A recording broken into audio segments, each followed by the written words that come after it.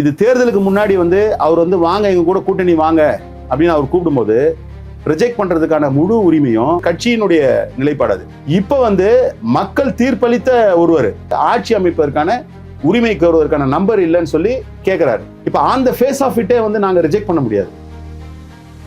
இன்னைக்கு திமுக தரப்புல இருந்து காங்கிரஸ் செய்தது ஒரு மிகப்பெரிய நம்பிக்கை துரோகம். தேர்தலுக்கு முன்பாகவே நீங்க போயிருக்கணும், தேர்தலுக்கு பிறகு ஜெயிச்ச பிறகு நீங்க போறது அப்படிங்கிறது பெட்ரேயல் தான் அப்படின்ற மாதிரி பேசிட்டு இருக்காங்க. பிஜேபியினுடைய சாயலோ பிஜேபியினுடைய நிழலோ இல்ல பிஜேபியினுடைய தன்மையோ இல்லைன்றதை உறுதிப்படுத்தாம நாங்க எந்த முடிவும் பரிசீலிக்கவே மாட்டோம். பிஜேபி மட்டும் தானா இல்ல பாமகவும் உள்ள? அதுதான் சாதியவாத மதவாத சக்திகள். நாம வந்து ஷேப் பண்ணி டியூன் பண்ணோம்னா அதுக்கு வந்துருவாரு. ஆனா வந்தவர் திருப்பி அதுக்கு போக மாட்டாருன்றதுக்கு நிலை கிடையாது. நடுவில் வந்து எடப்பாடி பழனிசாமி வந்து என்ன சொன்னாரு, சிறுபான்மை மக்களுக்கு வந்து நான் வந்து எதிராக நடந்துக்க மாட்டேன், பிஜேபியோட நான் கூட்டணி வச்சது சரியில்லை அப்படி இப்படின்னாரு. அப்புறம் திருப்பி போயிடுவாரு நாங்க நம்பணும்ல, திருப்பி போனாரு. பிஜேபி வந்து ஐடியாலஜிக்கலா அவங்களுக்கு யார் எதிராக இருந்தாலும் அவங்களை எதிர்க்கக்கூடிய ஒரு கட்சி. காங்கிரஸ் வந்து பிஜேபியை மட்டுமே எதிர்க்கக்கூடிய கட்சி. அதுதான் ப்ராப்ளமே காங்கிரஸ்க்கு. அப்ப நீங்க பாத்தீங்கன்னா இவர் தலைவர் பொசிஷன்ல இருக்காரு தவிர எடப்பாடி பழனிசாமி ஹோல்டு எம்எல்ஏஸ் கிட்ட ஹோல்டு இவங்க 2 பேர் சேர்ந்தாங்கன்னா ஆல்மோஸ்ட் 75% ஆஃப் எம்எல்ஏஸ் 47 பேர்ல கிட்டத்தட்ட 30-35 பேர் வந்து இவங்க கையில இருக்காங்க. நாளைக்கு வந்து இல்ல கட்சி எந்துதான் ஒரு வேலை எடப்பாடி ஒரு மிஸ்காக சொல்ற கிளைம் பண்ணாங்கன்னா கூட உடச்சிட்டு போனாங்கன்னா இவங்க தான் வந்து பார்ட்டின்ற அளவுக்கு இவங்களுக்கு பவர் இருக்கு. ஸோ எடப்பாடி அதை வந்து கன்சீட் பண்ண மாட்டார்.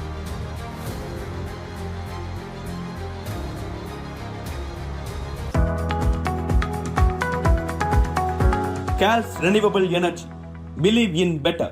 KRR Air, atmospheric gases and renewable company, saving lives, transforming industries and protecting environment. வணக்கம் சார். வணக்கம்மா. சட்டமன்ற தேர்தல் முடிவுகள் தமிழ்நாடு அரசியல் களத்தை ஒரு மாதிரி சூடாக்கி இருக்குன்னு தான் சொல்லணும். தாவேகா ஆட்சி அமைக்க மதசார்பற்ற முற்போக்கு கூட்டணியில் இருக்கக்கூடிய கட்சிகள் தாவேகாவுக்கு கை கொடுக்குமா அப்படிங்கறதான் 2 நாளா தமிழக அரசியல்ல பரபரப்பா போய்கிட்டு இருக்கு. அந்த வகையில காங்கிரஸ் இன்னைக்கு தங்களுடைய ஆதரவு கருத்தை நீட்டியிருக்காங்க. விசிகாவுக்கும் தாவேகா தரப்புல இருந்து விஜய் அவர்கள் கடிதம் எழுதியிருக்காரு ஆதரவு கேட்டு அப்படிங்கிறத பார்க்க முடியுது. என்ன நிலவரம் சார்? இப்போ தேர்தலுக்கு முன்னாடி ஒரு முடிவு எடுக்கிறதுன்றது வந்து ஒரு கட்சியினுடைய நிலை எப்படின்னு கேட்டிங்கன்னா, கட்சியினுடைய கொள்கை அடிப்படையில் கட்சியினுடைய என்னென்ன தேவைகள் இருக்குது, இல்லை வந்து கட்சி எதை எதிர்பார்க்கணுன்ற நிலையில் வந்து கட்சி வந்து ஒரு முடிவெடுக்கும். அப்படி தான் வந்து தேர்தல் கூட்டணியை வந்து முடிவு பண்ணுறோம். தேர்தல் கூட்டணி முடிஞ்சு மக்களுடைய தீர்ப்புகள் வெளிவந்து மக்களோட முடிவுகள் மேண்டேட் இருக்குது. இப்போ இந்த மேண்டேட் இருக்கும்பொழுது அந்த மேண்டேட் அடிப்படையில் சில முடிவுகள் எடுக்கணும் அப்படின்னு ஒரு சூழல் வருதுன்னு வச்சுங்க. அப்போ நம்ம வந்து எல்லாத்தையுமே கணக்கில் எடுத்து பார்க்க வேண்டிய நிலையில் இருக்கிறோம். நம்ம அப்படியே புறந்தள்ளணும்னா, இப்போ நீங்கள் சொன்னது மாதிரி இப்போ வந்து திரு விஜய் அவர்கள் வந்து கடிதம் எழுதியிருக்காரு தலைவருக்கு அப்படின்னு இப்போ உங்களுக்கு தெரியும். கடிதம் எழுதியிருக்காங்க, ஆதரவு கேட்டு கடிதம் எழுதியிருக்காங்க.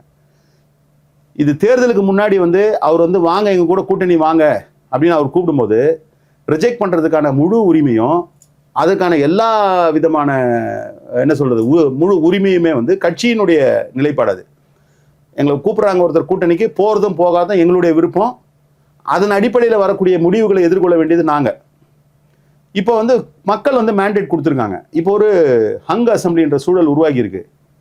இப்போ அவர் வந்து ஒரு குறிப்பிட்ட சதவீத மக்கள் வாக்களித்து ஒரு குறிப்பிட்ட எண்ணிக்கையில் சட்டமன்ற உறுப்பினர்கள் வச்சிருக்காரு. இப்போ ஆட்சி அமைச்சாகணும். இப்போ மக்களுடைய மேண்டேட் வந்து அதிகப்படியான வாக்குகள் வந்து அவங்களுக்கு கொடுத்துருக்காங்க, அதிகப்படியான சட்டமன்ற உறுப்பினர் அவங்களுக்கு கொடுத்துருக்காங்க. அப்போ பெரும்பான்மை மக்களுக்கு அந்த கட்சியினுடைய ஆட்சி அமையணும் இல்லை வந்து வருன்ற எண்ணத்தில் ஓட்டு போட்டிருக்காங்க. அந்த இடத்துல இருந்து அவர் ஒரு லெட்டரை கொடுக்குறாரு. இப்போ ஆன் த ஃபேஸ் ஆஃப் இட்டே வந்து நாங்கள் ரிஜெக்ட் பண்ண முடியாது. இன்னொன்று எங்கள் கட்சியை பொறுத்த வரைக்கும் வந்து ஒரு ப்ராசஸ் இருக்குது, ஒரு டெமோக்ராட்டிக்காக வந்து பேசணுன்றது. அப்போ இதில் பலதரப்பட்ட கருத்துக்கள் இருக்கும். கருத்துக்களை வந்து நாங்கள் அக்செப்ட் பண்ணுறோமா இல்லையான்றது அந்த கருத்துக்கள் இருக்கக்கூடிய சாதக பாதகங்களை சீர்தூக்கி பார்க்க வேண்டிய நிலையில் தலைவர் இருக்கார். அப்போ நீங்கள் எடுத்த உடனேயே நீங்கள் வந்து நாங்கள் திமுக கூட்டணியில் இருக்கோம், அதுதான் எங்களுடைய நிலைப்பாடு, மதசார்பற்ற கூட்டணியில் தான் இருக்கிறோம். நேற்றைக்கு கூட முதலமைச்சரை போய் பார்த்துட்டு வந்திருக்காரு தலைவர். பார்த்துட்டு வந்த பிறகு கூட வந்து நாங்கள் வந்து அவங்களோட சாலிடாக இருக்கும்னு சொல்லியிருக்கோம். ஆனால் இது என்ன மாதிரியான சிச்சுவேஷன்னா, ஒரு கவர்மெண்ட் ஃபார்மேஷன் சிச்சுவேஷன். ஒரு கவர்மெண்ட் ஃபார்மேஷன் சிச்சுவேஷனில் அவங்க கொடுக்குற அழைப்பை அந்த ஃபேஸ் ஆஃப் இட்டே நாங்கள் ரிஜெக்ட் பண்ணிட்டோம்னா, நாங்கள் அவங்கள பொலிட்டிக்கலாக அவங்கள வந்து நாங்கள் டேர்ன் டவுன் பண்ணல. நீங்கள் வந்து கூட்டணி அழைப்புக்கு வந்து டேர்ன் டவுன் பண்ணுறது வந்து it was an offer from TVK leader. இப்போ வந்து மக்கள் தீர்ப்பளித்த ஒருவர் குறிப்பிட்ட அதிகப்படியான எண்ணிக்கையில் சட்டமன்ற உறுப்பினர் வச்சிருக்கிறவர் ஆட்சி அமைப்பதற்கான உரிமை கோருவதற்கான நம்பர் இல்லைன்னு சொல்லி கேட்குறாரு. இப்போ எங்களுக்கும் ஓட்டு போட்டு 2 சட்டமன்ற உறுப்பினர் இருக்காங்க. இது அப்படி தான் அணுக முடியும். ஓகே, கன்ஃபியூஸ்லாம் ஆகாதீங்க, ஒன்றும் இல்லை. இது வந்து என்னன்னா கன்ஃபியூஸ் ஆகல, தெளிவா புரியுது. இப்போ ஓவராலாக மக்கள், இப்போ நாங்கள் இப்போ கட்சி நடத்துறது மக்களுக்காக இருக்கோம். இப்போ நீங்கள் ஓவராலாக மக்கள் வந்து இன்னைக்கு ஒரு மேண்டேட் கொடுத்துருக்காங்க, அவங்க கவர்மெண்ட் வரணுன்ற மாதிரியான ஒரு சூழல் இருக்குது. அது வந்து ஃபுல் மேண்டேட்டாக இல்லை. அது ஃபுல் மேண்டேட்டாக ஆக்கக்கூடிய நிலையில் அவர் வந்து ஒரு அழைப்பு கொடுக்குறாருன்னு போது நீங்கள் எடுத்த உடனே நாங்கள் வந்து அன்றைக்கி சொன்ன மாதிரி இன்றைக்கி எடுத்த உடனே முடியாது அப்படின்னு சொன்னால் மக்கள்கிட்ட எந்த மாதிரி ஆகும்னா, பாப்புலர் பீப்புள் கிட்ட அவருக்கு வந்து நாமெல்லாம் வந்து மக்கள்லாம் வந்து ஓட்டு போட்டு ஒரு குறிப்பிட்ட எண்ணிக்கையில் கொடுத்துருக்கோம், சீட்டு கொடுத்துருக்கோம். அவர் வந்து கடமையாக வந்து விசிகே கிட்ட கேட்டார். விசிகே வந்து என்ன எதுன்னு கூட கேட்காம ரிஜெக்ட் பண்ணிட்டாங்க அப்படின்னா, இது ஏதோ அரசியலில் பொது வாழ்க்கையில் இருக்கக்கூடிய ரிலேஷன்ஷிப்ன்றத மாதிரி ஏதோ பர்சனல் ஈக்குவேஷன் மாதிரியான ஒரு சூழல்லாம் உருவாகும். அதனால் நாளைக்கு நாங்கள் வந்து பேச போகிறோம். இப்போ நாளைக்கு வந்து அவர் வந்து கவர்னர் இன்றைக்கி வராருன்றாங்க 3:30 மணிக்கு. அவர் கவர்னர் வந்து எப்படியும் ஆட்சி அமைக்க பதவி பிரமாணம் செஞ்சு வச்சா கூட டைம் கொடுக்க போகிறாரு, ஒரு 10 நாள் டைம் கொடுக்க போகிறாரு. நாங்கள் நாளைக்கு பேசுவோம். நாளைக்கு பேசிவிட்டு அதில் இருக்கக்கூடிய சாதக பாதக அம்சங்களை பார்த்துட்டு என்னென்னலாம், ஏன்னா எங்களுக்கு சில டவுட்ஸ் எல்லாம் இருக்குன்றதை வெளிப்படுத்தியிருக்கோம். தேர்தலுக்கு முன்னாடி வந்து அவர் வந்து பிஜேபியினுடைய இயக்கத்தில் இருக்காரா இல்லை பிஜேபியினுடைய, ஏன்னா பிஜேபி பற்றி எதுவுமே பேசலை அவர். பிஜேபி கொள்கை எதிரின்னு சொன்னதுக்கு பிறகு அவங்க எதுவுமே பண்ணலை. ஸோ அந்த கிளாரிஃபிகேஷன்லாம் எங்களுக்கும் தேவைப்படுது. நாங்கள் அதில் வந்து காம்ப்ரமைஸே பண்ண முடியாது. இப்போ அவருக்கு நான் வந்து ஆதரவு கொடுக்கறதுக்கு முன்னாடி எங்களுக்கு தெரிய வேண்டியது என்னென்னா, நாங்கள் இருக்கக்கூடிய கொள்கை நிலைப்பாடில், கருத்தியல் நிலைப்பாடில் அவங்க எந்த அளவுக்கு உறுதியாக இருப்பாங்க, இல்லை எந்த அளவுக்கு வந்து அந்த ஸ்டாண்டில் இருக்காங்க. அவங்க வெறுமனே ஓரலாக சொல்லியிருக்காங்க நாங்கள் வந்து பிஜேபி எங்களுடைய கொள்கை எதிரின்னு. இப்போ கொள்கை எதிரி தான், எங்களுக்கும் கொள்கை எதிரி தான். நாங்கள் களமாடுற மாதிரி அவங்க களமாடல, இல்லை அந்த அளவு கூட வேண்டாம். ஒரு நிலையிலையாவது தங்களுடைய கண்டனங்களை பதிவு பண்ணுற நிலையாக இருக்க. இப்போ திருப்பரங்குன்றத்தை கூட பார்த்தோம், இஷ்யூவில் கூட பார்த்தோம். அப்போ இதுக்கான கிளாரிஃபிகேஷன்லாம் இல்லாமல் நாங்கள் முடிவெடுக்க மாட்டோம். ஓகே, இன்னைக்கு காங்கிரஸ் வந்து தங்க கிட்ட இருக்கக்கூடிய 5 எம்எல்ஏக்கள் ஆதரவு தெரிவிப்பாங்க தாவேகாவுக்கு அப்படின்ட்டு கை கொடுத்திருக்காங்க. அதுவும் நிபந்தனையோட கான்ஸ்டியூஷனுக்கு எதிராக செயல்படக்கூடிய பிளவுவாத வகுப்புவாத சக்திகளோட கூட்டணி போகக்கூடாதுன்னு, அந்த மாதிரியான ஒரு கண்டிஷனை போட்டுட்டு விசிகா கூட்டணிக்கு போகுமா அப்படிங்கிற ஒரு விஷயம் இருக்குல்ல சார்? அவங்க என்ன அந்த கூட்டணியில் இருக்கவங்களோட இருக்கக்கூடாதுன்னு மட்டும் ஒரு கண்டிஷன் போட்டிருக்காங்க, அப்படி தானே காங்கிரஸோட கண்டிஷன்? அதாவது ஏடிஎம்கே பிஜேபி கூட்டணியில் இருக்கவங்களோட இருக்கவங்க வந்து வரக்கூடாதுன்னு, வகுப்புவாத சக்திகள், அரசமைப்புக்கு எதிராக செயல்படக்கூடிய சக்திகள், இவங்களோட எல்லாம் நீங்க போகக்கூடாது கூட்டணிக்கு. இது வந்து ஒரு பரந்தப்பட்ட ஒரு கிளாசிஃபிகேஷன் ஒன்று. இன்னொன்று, காங்கிரஸுக்கு பேசிக்கலாக என்னென்னா அவங்களுக்கு வந்து முழுக்க முழுக்க ஆன்டி பிஜேபி அப்படின்றது தான். நான் வந்து பர்சனலாக என்ன பார்க்குறேன்னா, பிஜேபிக்கும் காங்கிரஸுக்கு இருக்கக்கூடிய வேறுபட்ட நிலை என்னென்னா, பிஜேபி வந்து ஐடியாலஜிக்கலாக அவங்களுக்கு யார் எதிராக இருந்தாலும் அவங்களை எதிர்க்கக்கூடிய ஒரு கட்சி. காங்கிரஸ் வந்து பிஜேபியை மட்டுமே எதிர்க்கக்கூடிய கட்சின்ற அதுதான் ப்ராப்ளமே காங்கிரஸுக்கு. இந்திய அளவிலேயே அதுதான் ப்ராப்ளமே காங்கிரஸுக்கு. அவங்க முடிவுன்றது அவங்களுக்கு எல்லா விதமான சுதந்திரமும் இருக்குது அது மாதிரியான ஒரு முடிவு எடுக்கிறதுக்கு. இன்னொன்று உங்களுக்கு தெரியும், அவங்க ஏற்கனவே வந்து தேர்தலுக்கு முன்பாகவே கூட வந்து திரு விஜய் அவர்களோடு உறவு கொள்ளணும், தேர்தல் உறவு கொள்ளணும்னு முயற்சி பண்ணாங்க. அதனால் இது ஒன்றும் பெரிய ஆச்சரியம் இல்லை. அவங்க இந்த முடிவு எடுப்பாங்கன்றது வந்து ரிசல்ட்ஸ் வரும்போதே எல்லாரும் எதிர்பார்த்தது. இப்போ இன்னைக்கு திமுக தரப்புல இருந்து காங்கிரஸ் செய்தது ஒரு மிகப்பெரிய நம்பிக்கை துரோகம். தேர்தலுக்கு முன்பாகவே நீங்க போயிருக்கணும், தேர்தலுக்கு பிறகு ஜெயிச்ச பிறகு நீங்க போறது அப்படிங்கிறது பெட்ரேயல் தான் அப்படின்ற மாதிரி பேசிட்டு இருக்காங்கல்ல. இப்போ விசிகாவுக்கு அப்படியான ஒரு நிலைமை வரும்னு நினைக்கிறீங்களா? இல்லை, நீங்க வந்து இதில் 2 பகுதியாக பார்க்கணும். என்னன்னா, ஒரு பகுதி என்னன்னா, நீங்கள் ஒரு கூட்டணியில் தலைமையாக இருக்கக்கூடிய கட்சி வந்து அப்படி தான் அதில் இருக்கக்கூடியவர்கள் வந்து ரியாக்ட், அது கூட ரியாக்ட் பண்ண ஒரு தலைவர் ரியாக்ட் பண்ணுறேன்னு நினைக்கிறேன். திமுக தலைவர் ரியாக்ட் பண்ணல, அது அவங்க ஏதாவது உணர்ச்சி வயப்பட்ட நிலையில் ரியாக்ட் பண்ணுவாங்க. ஆனால் பொலிட்டிக்கலாக அது வந்து ஒன்றும் பெரிய இது கிடையாது. நீங்கள் வந்து கடந்த காலங்களில் வந்து ஒன்றிய அளவில் வந்து அரசு அமைக்கும் போது கூட வந்து எதிர் நிலையிலேருந்து போட்டியிட்ட நிலையெல்லாம் வந்து ஆதரித்த கதையெல்லாம் நம்ம பார்த்துருக்கோம். நம்ம ஒன்றும் இல்லை, விபி சிங் அரசுக்கு வந்து யார் சப்போர்ட் பண்ணது? திமுக அன்றைக்கி உறுப்பினர்களே கிடையாது அந்த தேர்தலில். அப்போ வந்து சப்போர்ட் பண்ணது வந்து பிஜேபி தான் சப்போர்ட் பண்ணாங்க வெளியிலேருந்து. இதில் இன்னொரு கொடுமை என்னென்னா, பிஜேபியும் சப்போர்ட் பண்ணாங்க அந்த கவர்மெண்ட்டை, கம்யூனிஸ்ட்டும் சப்போர்ட் பண்ணாங்க. இப்போ இன்றைக்கி கம்யூனிஸ்ட்டும் பிஜேபியும் சேரவே முடியாதுன்ற நிலையை நம்ம பார்க்குறோம். ஆனால் இன்றைக்கி அதெல்லாம் சப்போர்ட் பண்ணாங்க. அது வேற ஒரு காலகட்டத்தில் நடந்துன்னு வச்சுங்க. அதனால் இதை வந்து நம்ம வந்து ஒரு ஆதரவு கொடுக்குறாங்க அப்படின்றதே தவறாக பார்க்க முடியாது. ஒருவேளை வந்து திமுக ஆதரவு கொடுக்கறத தவறா பார்க்க முடியாது அப்படின்னா, ஆதரவு கொடுக்குற மனநிலையில தான் விசிகாவினர் இருக்காங்க. இல்லை, நீங்கள் வந்து என்ன வந்து ஒரு பொலிட்டிக்கலாக வந்து ஒரு விஷயத்தில் ஒரு பார்ட்டியோட டிசிஷன் எடுத்தாங்கன்னா இது எப்படி பார்க்கணுன்ற பார்வையில் பார்க்குறீங்க. நீங்கள் இதில் வந்து இதற்கான கற்பிதங்கள்லாம் வந்து கொடுக்கறதுன்றது உங்களோட விருப்பம். நான் யதார்த்தமாக சொல்கிறேன். நான் இது வந்து அப்படி வந்து பார்க்க முடியாது. இது வந்து பல நேரங்களில் பல காலகட்டங்களில் நடந்திருக்கு. ஏன் இது இவ்வளோ சொல்கிறீங்க? ராஜ்யசபா தேர்தல் வரும்பொழுது, ஒரு முறை ராஜ்யசபா தேர்தல் வருகின்ற பொழுது அந்த மாதிரி வந்து கூட்டணிக்கு எதிராக நின்று போட்டி போட்டவங்ககிட்டலாம் வாக்கு வாங்கி ஆட்சி அமைக்கிறதுக்கு வந்து கூட்டணி மாறி கேட்குறது தான் தப்பா? ராஜ்யசபா எம்பிக்கெலாம் கேட்குறது தப்பு இல்லையா? அப்போ அதை வந்து அப்படி நம்ம பார்க்க வேண்டிய தேவையில்லைன்னா, இதோட ரொம்ப முக்கியமான விஷயம் என்னென்னா, இன்றைக்கி வந்து அப்போ வந்து கவர்மெண்ட்டுக்கு ஃபார்ம் பண்ணுறதுக்கான ஒரு சூழலே இல்லை அப்படின்னும் பொழுது அதுக்காக யார் வேணால் பிஜேபி கவர்மெண்ட் ஃபார்ம் பண்ணுறதுக்கு நம்ம சப்போர்ட் பண்ண மாட்டோம். நான் அதை தான் சொன்னேன். பிஜேபியினுடைய சாயலோ பிஜேபியினுடைய நிழலோ இல்லை பிஜேபியினுடைய தன்மையோ இல்லைன்றதை உறுதிப்படுத்தாமல் நாங்கள் எந்த முடிவும் பரிசீலிக்கவே மாட்டோம். கொடுப்போம்னு சொல்லலை. Even to have a consideration, இவங்க கூட போகலாமா அப்படின்னு ஒரு கன்சிடரேஷன் வரணும்னா கூட அந்த கன்சிடரேஷனுக்கு முன்னாடியே எங்களுக்கு ஒரு கன்ஃபர்மேஷன் வேணும். என்ன கன்ஃபர்மேஷன் வேணும்னா எந்த கால சூழலையும் எந்த நேரத்திலையும் பிஜேபி கிட்ட இவங்க ஈடாக மாட்டாங்க. அதில் வந்து டிவிகே பிஜேபி மட்டும் தானா இல்லை பாமகவும் உள்ளது? அதுதான் சாதியவாத மதவாத சக்திகள். அது வந்து அதில் வந்து அந்த டேக்லைன் வந்து பிஜேபின்னு ஏன்னா அழுத்தமாக சொன்னால் அவங்க தான் டிசைடிங் ஃபேக்டராகவே இருக்காங்க. இப்போ நாளைக்கு இந்த கவர்மெண்ட்டே வந்து இன்றைக்கி வந்து யார் ஆதரவு கொடுத்து ஃபார்ம் பண்ணாலும் அதை ஃபர்தராக கொண்டு போகிறதுக்கான நிலையில் வந்து பிஜேபி இன்டர்ஃபியர் பண்ணுவாங்க. பிஜேபி இன்டர்ஃபியர் பண்ணும்போது அவங்கள வந்து ரெசிஸ்ட் பண்ணணும். கடந்த 5 ஆண்டு காலத்தில் வந்து எத்தனையோ பிரச்சனைகள் வந்து திமுகவுக்கு வந்து கொடுத்தாங்க. திமுக கொடுத்தாலும் கூட திமுக ரெசிஸ்ட் பண்ணிச்சுன்றதுனால தான் நாங்கள் திமுகவோட இருந்தோம். 24 நாடாளுமன்ற தேர்தலே வந்து ஒரு பேச்சுக்காக கேட்குறேன். அதுக்கு ஒரு 3-4 மாதம் முன்னாடியே கூட வந்து கூட்டணியில் இருந்த சில பேர்லாம் வந்து எதிர் கருத்துக்கள்லாம் சொன்னாங்க. திமுக நினைச்சிருந்தா பிஜேபியோட கூட போயிருக்கலாம். ஆனால் ரெசிஸ்ட் பண்ணாங்க. அந்த காரணத்துக்காக தான் நாங்கள் வந்து திமுக வந்து ட்ரஸ்ட் பண்ணுறோம். இந்த நிமிஷம் வரைக்கும் ட்ரஸ்ட் பண்ணுறோம். நீங்கள் அதுக்கு மாதிரியான ட்ரஸ்ட்வர்த்தினஸ் வந்து இவங்ககிட்ட இருக்கானா? அதில் டிஎம்கேக்கும் டிவிகேக்கும் இன்னொரு வேறுபாட்டுன்னா டிஎம்கே வந்து ஒரு ட்ரெடிஷ்னலாக இருக்கக்கூடிய ஒரு பார்ட்டி. அவங்களோட அடிப்படை கருத்தியலே வந்து சனாதனத்துக்கு எதிரான கருத்தியல், திராவிட கருத்தியல் இருக்கு. இப்போ இவர் தான் ஃப்ரேம் பண்ணுறாரு எல்லாத்தையும். இன்னும் இவரே ஷேப் ஆகலை. இப்போ இவர் ஷேப் ஆகலைன்றதுனால அதில் நல்லதும் இருக்குது கெட்டதும் இருக்குது. நல்லது என்னன்னா இவர் வந்து அந்த ஷேப் ஆகிறத வந்து நாம் வந்து ஷேப் பண்ணி டியூன் பண்ணோம்னா அதுக்கு வந்துடுவார். ஆனால் வந்தவர் திருப்பி அதுக்கு போக மாட்டார்ன்றதுக்கு நிலை கிடையாது. இப்போ எப்படி நடுவில் வந்து எடப்பாடி பழனிசாமி வந்து என்ன சொன்னார்? சிறுபான்மை மக்களுக்கு வந்து நான் வந்து எதிராக நடந்துக்க மாட்டேன், பிஜேபியோட நான் கூட்டணி வச்சது சரியில்லை அப்படி இப்படின்னாரு. அப்புறம் திருப்பி போயிடுவார் நாங்கள் நம்பணும்ல, திருப்பி போனார். அந்த மாதிரி சொல்கிறேன் நான். இவர் வந்து ஒரு வேளை இன்னைக்கு வந்து பிஜேபி எதிர்நிலை கொள்கை எதிரி என்ற நிலையில் வந்து உறுதியாக இல்லைனாலும் அது வெளிப்படுத்தலைனாலும் அது வெளிப்படுத்துகிற மாதிரி ஒரு சூழலுக்கு அவரை கொண்டு வர்றது ஒன்றும் சிரமம் இல்லை. இது வந்து பாசிட்டிவான சைடு. நெகட்டிவான சைடு என்னென்னா அப்படி இப்போ வரா மாதிரி வந்துட்டு நாளைக்கு திரும்பி போனார்னாலும் சிக்கல். ஆனால் டிஎம்கே கிட்ட அந்த பிரச்சனை கிடையாது.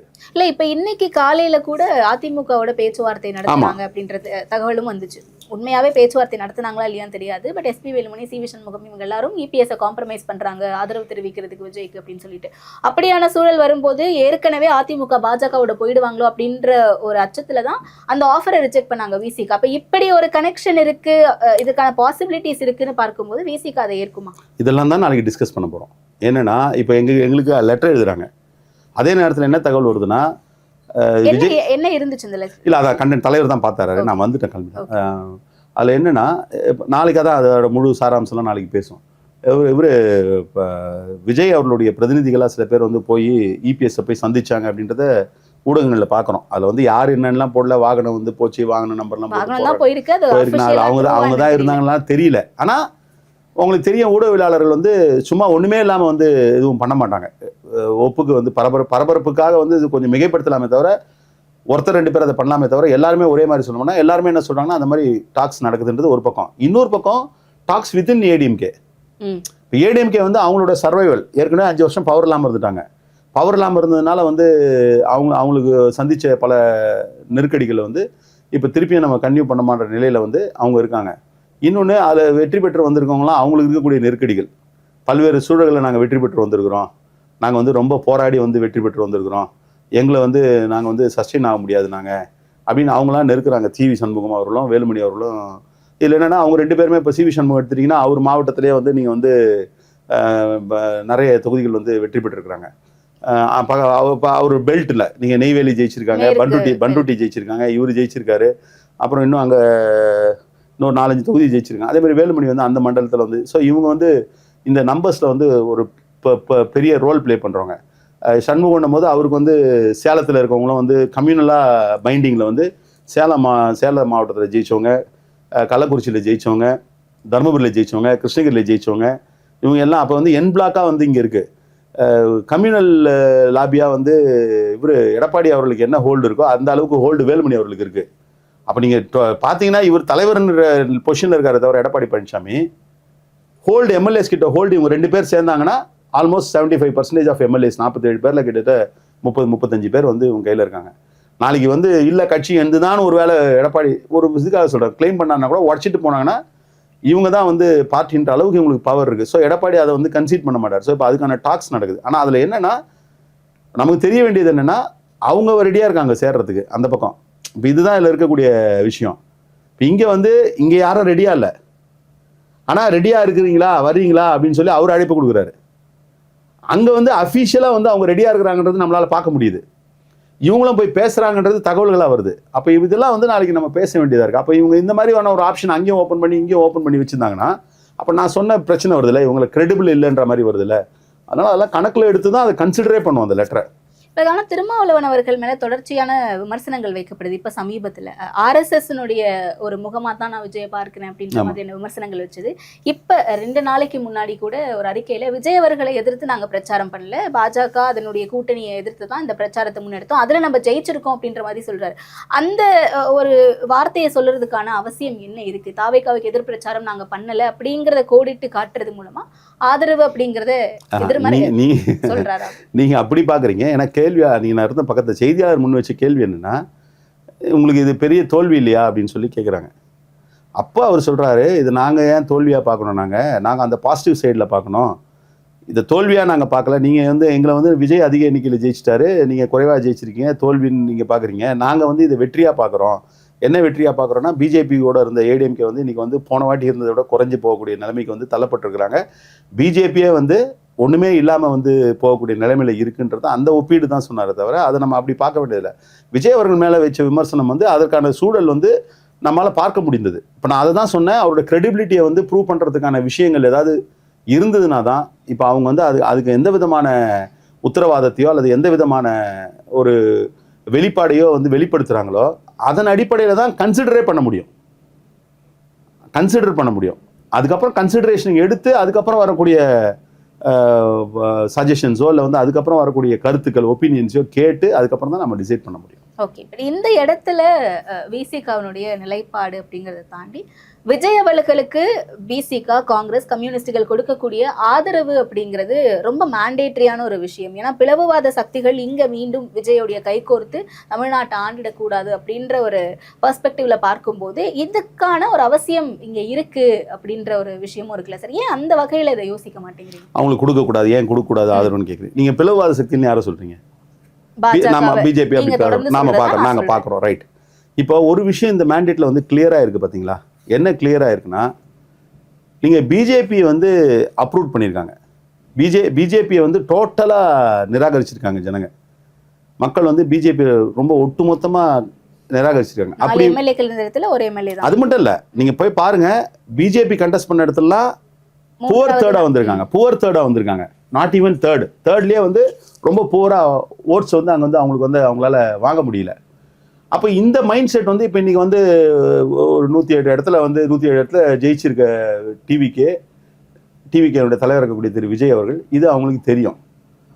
ஸோ இப்போ அவங்க வந்து ஒரு வேளை வந்து அவங்க வந்து ஐடியாலஜிக்கலாவோ இல்லை வந்து அந்த புரிதலோ இல்லாமல் பிஜேபிக்கு ஃபேவர் பண்ணுற ஆளாக இருந்தால் கூட பிஜேபியோட தமிழ்நாட்டில் சேர முடியாது, இல்லை சேர்ந்தா வந்து இது போயிடும்ன்ற விஷயம் வந்து அவங்களுக்கும் தெரியும். அதனால நாம வந்து அவங்க போய் சேர்ந்துருவாங்க. இப்போ நீங்க சொல்றது எப்படி இருக்குன்னா, ஒருத்தர் வந்து அவங்களும் போய் சேர்ந்து பிஜேபி மட்டும் இல்லை சார், இப்போ அதிமுகவை நம்ம இங்க திராவிட கட்சியா பார்க்கிறோம். பட் நம்ம செவி வழியா கேட்கக்கூடிய செய்திகள் வந்து டெல்லியில இருக்கக்கூடிய பிஜேபி ஹைகமாண்ட் தான் வந்து எஸ்பி வேலுமணியை இயக்குறாங்க, செங்கோட்டையன் அவர்கள் இயக்குறாங்க, ஆதவர்ஜுன் அவர்கள் இயக்குறாங்க அப்படிங்கறத பலமுறை விசிகாவினரும் சொல்லியிருக்காங்க. பொது வலைத்தளங்களையும் நம்மளால பார்க்க முடியுது. இந்த விஷயங்களுக்கு மத்தியில இதெல்லாமே நம்ம கன்சிடர் பண்ண வேண்டியிருக்கு. இப்போ உங்க வாதப்படியே இப்போ நீங்க வந்து பிளவுவாத சக்தியில் அவர் பயன்படுத்தி இன்னும் ஸ்ட்ரென்தன் ஆகிடுவாங்கன்னு ஒரு ஊகத்தின் அடிப்படையில் வந்து நம்ம போய் சேரணும்னு வச்சுங்க. அப்போ அவங்களுக்கு வந்து எப்படியா இருந்தாலும் அவங்களுக்கு ஈல்டு ஆகிறன்ற ஒரு மெசேஜ் கன்வே ஆகுது இல்லையா? இப்போ நாளைக்கு நாங்கள் சேர்ந்த பிறகே கூட பிஜேபியோட சொல்படியோ இல்லை வந்து பிஜேபியினுடைய எண்ணப்படியோ அந்த ஆட்சியை வந்து ஏதோ ஒரு பாயிண்ட் ஆஃப் டைமில் இயக்குனார்னா நாங்கள் எத்தகைய பழி சொல்லுக்கு ஆளாவோம், இல்லை வந்து நாங்கள் வந்து ஆன்சரபிள் ஆகிடுமா, ஆக மாட்டோமா? இப்போ நீ கவர்மெண்ட் ஃபார்ம் பண்ணுறதுக்காக அவர் சரின்னுறாருங்க, போய் சேர்ந்துடுறாங்க. சேர்ந்துட்ட பிறகு வந்து பிஜேபியினுடைய செயல் திட்டத்துக்கோ இல்லை பிஜேபியினுடைய நிலைப்பாட்டுக்கோ ஏதோ ஒரு வகையில் வந்து அவர் வந்து ஆதரவு தெரிவிக்கக்கூடிய வகையிலோ இல்லை வந்து அவங்களுடைய இயக்கத்தின் புற சூழலில் வந்து தனிப்பட்ட முறையில் செயல்படுற மாதிரி இருந்தாலும் பின்னாடி வந்து அவங்களுடைய இயக்கத்துக்கு ஆளாகிறவராக இருக்காருன்னா அப்போ நாங்கள் வந்து எடுத்த முடிவு தவறுன்னு ஆகிடும் இல்லையா? அதனால தான் சொன்னேன் நான், அவர் வந்து அது ரொம்ப கிளியர் கட்டாக அதை வந்து அவர் இண்டிகேட் பண்ணுறதோடு மட்டும் இல்லாமல் அதை வந்து செயல்படுத்துவார்ன்ற நம்பிக்கையும் எங்களுக்கு வரணும். அப்படி வந்ததுனா தான் அதை நம்ம கன்சிடர் பண்ண முடியும், இல்லைன்னா நம்ம அதை கன்சிடரே பண்ண முடியாது. ஓகே, எந்த இடத்துலயாவது இதை வந்து சந்தர்ப்பவாத அரசியல் அப்படின்ட்டு மற்றவங்க விமர்சனம் செய்திருவாங்களோ அப்படின்னு நினைக்கிறீங்களா? விமர்சனங்கள் எதை பண்ணாலும் வருங்க விமர்சனம். நீங்கள் விமர்சனங்கள் பண்ணும்பொழுது நமக்கு ஒரு விஷயம் தான் உறுத்தக்கூடாது. அவங்க சொல்கிற விமர்சனம் ஒரு குற்றச்சாட்டாக வந்து நமக்கு வந்து உறுத்தக்கூடாது. நாம் வந்து ஒரு செயல்பாடு நடத்துகிறோம், ஒரு முடிவு எடுக்கிறோம், கட்சி ரீதியாக ஒரு முடிவு எடுக்கிறோம், இல்லை தனிப்பட்ட முறையில் ஒரு முடிவு எடுக்கிறோம். இந்த முடிவு எடுக்கும் போது நீங்கள் ஒரு விமர்சனம் முன்வைக்கிறீங்க. நீங்கள் அந்த விமர்சனத்தை முன்வைக்கும் போது அவங்க சொல்கிறாங்க இது அப்படி இல்லையே, நம்ம அந்த காரணத்துக்காக நம்ம இதை பண்ணலையே அப்படின்ற லெவலில் நான் இருந்தேன்னா ஓகே. ஆனால் நீங்கள் சொல்கிற அந்த விமர்சனத்தின் அடிப்படையில் இல்லை அந்த குற்றச்சாட்டின் அடிப்படையில் ஆமாம் நம்ம அப்படி தான் பண்ணோன்னு எங்களுக்கு உறுத்தக்கூடாது. எங்களுக்கு அந்த உறுத்தல் இல்லாத நிலையில் தான் நாங்கள் எல்லா காலகட்டத்திலையும் முடிவுகள் எடுத்திருக்கோம். அதனால் அது அப்படி விமர்சனத்துக்காகலாம் பயப்படவும் முடியாது. முதல் மாநாட்டில் ஆட்சியில் பங்கு கொடுப்போம் அப்படின்ட்டு விஜய் அவர்கள் சொல்லும் போதோ இல்லை பாசிசமா பாயாசமானு சொல்லும் போதோ நிறைய விமர்சனங்கள் வைக்கப்பட்டுச்சு. இவ்வளவு சீக்கிரமா இம்மெச்சூர்டான ஒரு ஸ்டேட்மெண்ட்டை விஜய் அவர்கள் கொடுத்திருக்காரு அப்படின்ட்டு இந்த இடத்துல அந்த நிலைமைக்கு தான் இன்னைக்கு அதிகாரம் லைக் ஐ மீன் கவர்னிங் நடக்க போகுது அப்படிங்கிறது தெரிஞ்ச பிறகு பேசிக்கா ஆட்சியில் பங்கு கேட்பாங்களா? இல்லை, கண்டிப்பாக நாம அதுதான் அதுக்கான சூழல்னு சொன்னது. அதுதான் இப்போ நீங்கள் இன்னொரு விஷயம், நீங்கள் வந்து இந்த சிச்சுவேஷனை பற்றி மட்டுமே நீங்கள் பேசிட்டு இருக்கீங்க. கொஞ்சம் இன்னும் ப்ராடராக திங்க் பண்ணுங்க.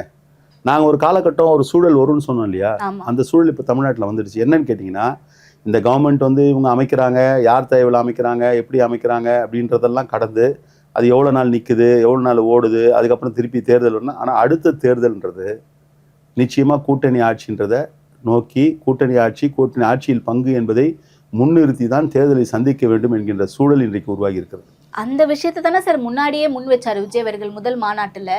நம்மளால 234 தொகுதியில் வெல்ல முடியும், எல்லாருமே நாங்க தேர்தலுக்கான ஆட்சியில் பங்கு அதிகாரத்தில் பங்கு கொடுப்போம். நீங்க சொல்றது சரிதான். அன்னைக்கு அந்த கிளைமேட், இப்ப இந்த கிளைமேட் வந்து மக்கள் வந்து கூட்டணி ஆட்சிக்குன்னு உருவாக்குன கிளைமேட் இல்ல. இப்ப எப்படி நீங்க வந்து மக்கள் வந்து இவங்களுக்கு 50 இடம் தான் வரணும், இப்ப நீங்க ஒரு தொகுதியில இருக்கீங்க, நான் ஒரு தொகுதியில இருக்கேன், நீங்களும் நானும் பேசி வச்சுன்னு உங்க தொகுதியை டிஎம்கே கொடுங்க, என் தொகுதியை டிவிகே கொடுக்குறேன், அந்த தொகுதியை அப்படி பண்ண முடியாது. அப்படி பண்ண முடியாது. ஆனா இன்னைக்கு வந்துடுச்சு. நீங்க வந்த உடனே ஒரு கூட்டணி ஆட்சி, இப்ப ஏற்கனவே திமுக வந்து கூட்டணியா வந்து நம்பர்ஸ் இல்லாம ஆட்சி நடத்தினாலும் பங்கு கொடுக்கல. 2001 2006 2011 இப்போ வந்து இவர் எப்படியா இருந்தாலும் அந்த பவர் ஷேர் வந்து கொடுத்தாங்கணும். பவர் ஷேர் கொடுத்து சக்சஸ்ஃபுல்லா போயிட்ட பிறகு இந்த மாடல் வந்து தமிழ்நாட்டுக்கு வந்து பரிச்சயம் ஆயிடுதுல, அகஸ்டம் ஆயிடுதுல. அதுவும் இல்லாமல் இன்னைக்கு இருக்க நம்பர்ஸ் வந்து இன்னைக்கு வந்து தேர்ட் பிளேயரும் வந்து ஒரு 30% வாங்கக்கூடிய ஒரு தேர்ட் பிளேயர் வந்துட்டார்ல. இப்போ நீங்கள் ஏற்கனவே 2 பிளேயர்ஸ் தான் இருந்தாங்க. இப்போ ஒரு தேர்ட் பிளேயர் வந்து ஒரு எலெக்ஷன் வந்து 30+34-35% மேலே வந்து வாங்கக்கூடிய நிலையில் இருக்காருன்னு வந்துச்சுல. அப்போ வந்து இது வந்து ஒரு கம்பல்ஷனாகவே ஆகிடும். இப்போ டிஎம்கே இருந்தாலும் ஏடிஎம்கே இருந்தாலும் நெக்ஸ்ட் எலெக்ஷனில் வந்து கம்பல்ஷனே என்னன்னா not only seats, power sharing. இல்லை இன்னொரு விஷயமா இருக்கு. நீங்கள் தேர்தலுக்கு முன்னாடி என்ன பிரச்சனை வந்தது எல்லா கூட்டணியிலுமே? கூட்டணி ஆட்சி பிரச்சனை இல்ல, கூட்டணி ஆட்சி பிரச்சனை இல்ல, கூட்டணி ஆட்சி தரமாட்டேன்ட்டாங்க 2 பேரும். ஆமா. அப்ப எங்க பிரச்சனை வருது? நம்பர் ஆஃப் சீட்ஸ்ல பிரச்சனை வருது இல்லையா? நம்பர் ஆஃப் சீட்ஸ்ல பிரச்சனை வர்றது எதுக்கு வருது? இப்ப நாங்க ஏன் வந்து நிறைய தொகுதிகள் வந்து கண்டிப்பா வேணும்னு நாம ஏன் கேட்கணும் ஒரு கூட்டணியில? ஏன்னா அவங்க ஆட்சியில நமக்கு பங்கு தர மாட்டாங்க. இப்போ நம்ம நிறைய இடங்கள்ல நின்னாதான் நம்ம ஓரளவுக்கு அந்த கவர்மெண்ட்ல வந்து ஏதோ ஒரு சே வந்து இருக்கும், நமக்கு வந்து ஒரு ஹோல்டு இருக்கும் அப்படின்ற நிலையில. இப்போ அடுத்த எலெக்ஷன் வந்து என்ன ஆகும்னா, நீங்கள் வந்து பவர் ஷேரிங்னு வரும்பொழுது இந்த சீட் ஷேரிங் நம்பர்ஸில் வந்து ஒரு ஃப்ளெக்சிபிலிட்டி இருக்கும். நான் சொல்கிறது புரியுதுங்களா உங்களுக்கு? இப்போ எனக்கு வந்து நீங்கள் வந்து ஒரு கட்சிக்கு வந்து 15 சீட்டு டிமாண்ட் பண்ணுறாங்க. இப்போ போன எலெக்ஷனாக இருந்தால் வந்து அவங்க 8 தான் தரேன் 7 தான் தரேன்னாங்கன்னா அது இழுத்துன்னு இருக்கும், செட்டில் ஆகாது. இந்த முறை வந்து 15 கேட்குறோம், இல்லைங்க 15 கொடுத்தா உங்களுக்கு 2 மந்திரி தரோங்க, 3 மந்திரி தராங்க, 10 கொடுத்தா வந்து உங்களுக்கு வந்து இத்தனை கொடுக்குறங்கிற மாதிரி இந்த நெகோசியேஷன் ப்ராசஸ் நெக்ஸ்ட் டைம் வேற மாதிரி இருக்கும்னு சொல்ல வரேன். இது ஒரு ஊகத்தின் அடிப்படையில் சொல்கிறேன். எது எப்படி இருந்தாலும் we have moved to a coalition setup அப்படின்றது தான். இந்த மாதிரியான ஒரு இக்கட்டான சூழல்ல, ஒரு கவர்மெண்ட் ஃபார்ம் பண்ண முடியாத ஒரு சூழல்ல தமிழ்நாடு அரசியல் என்பது அடுத்தடுத்து வரக்கூடிய தேர்தல்களில் கூட்டணி ஆட்சியை நோக்கி தான் வந்து நகர்ந்து இருக்கிறது என்பது ஒரு நல்ல விஷயமா பார்க்குறேன். 2026 தேர்தல் முடிவுகளுக்கு பிறகு தமிழ்நாடு ஒரு மிகப்பெரிய மாற்றத்தை சந்திக்கும் அப்படின்னு திருமாவளவன் அவர்கள் சொல்லியிருந்தாரு. அண்ட் முடிஞ்சா தமிழ்நாடு அரசியல் களத்தில் என்னுடைய காலும் பதிக்கப்படும் அப்படின்னு சொல்லியிருந்தாரு. சாத்தியமா இதற்கு பிறகு? இல்லை, என்ன வேணால் நடக்கலாம். இன்னும் கூட still the options are open. ஒன்று வந்து அவர் ஏன் அந்த நம்பிக்கையோடு சொன்னார்னா, நமக்கு எதுவுமே வந்து மக்களோட மனசு முழுமையாக தெரிஞ்சதுன்னா நம்ம அப்பவே முடிவு எடுத்துடலாம். அதே நேரத்தில் மக்களோட மனசு முழுமையாக ஒன்று தெரிஞ்சால் கூட வந்து சில நேரங்களில் வந்து you have to be strong. ஏன்னா நம்ம வந்து இது மக்கள் இந்த மெஜாரிட்டி ஆஃப் பீப்புள் வந்து இதை டிசைட் பண்ணுறாங்கன்றதுனால அது சரின்னு நம்ம ஏற்றுக்கிட்டு போகிறதுக்காக நம்ம கட்சி நடத்தலை. மக்களை நல்வழிப்படுத்துறதுக்கு, மக்களை வந்து நெறிப்படுத்துறதுக்கு தான் நாம் இருக்கோம். அன்றைக்கி இருக்கிற சூழலில் அவர் வந்து சென்ஸ் பண்ணியிருக்காரு. அவருக்கு வரக்கூடிய ஃபீட்பேக்கில் ப்ராபப்ளி வந்து டிவிகேக்கு வந்து நாம் வந்து கொள்கையின் அடிப்படையில் அவர் நம்ம வந்து ஒரு முடிவு எடுத்திருந்தாலும் கூட அவங்களுக்கு வந்து வாய்ப்பு இருக்குன்றதை சென்ஸ் பண்ணியிருப்பார். அந்த உள்ளுணர்வின் அடிப்படையில் தான் சொன்னார் போஸ்ட் எலெக்ஷன்ஸ் வந்து ஒரு பெரிய சூழலில் வந்து சந்திக்க போகுது தமிழ்நாடுன்னாரு. அவர் எதிர்பார்த்த மாதிரி இல்லை வந்து அவர் கண்டு உணர்ந்த மாதிரியான சூழல் தான் இன்றைக்கி நம்ம பார்க்கணும். அப்படி தான் நம்ம அதை பார்க்கணும். ஓகே சார், நிறைய விஷயங்களை பகிர்ந்துக்கிட்டீங்க. இது ஃபியூச்சரில் எப்படி அமைய போகுது இந்த கவர்மெண்ட் அப்படின்றத நம்ம பொறுத்திருந்து பார்ப்போம் சார். நேரத்திற்கு நன்றி.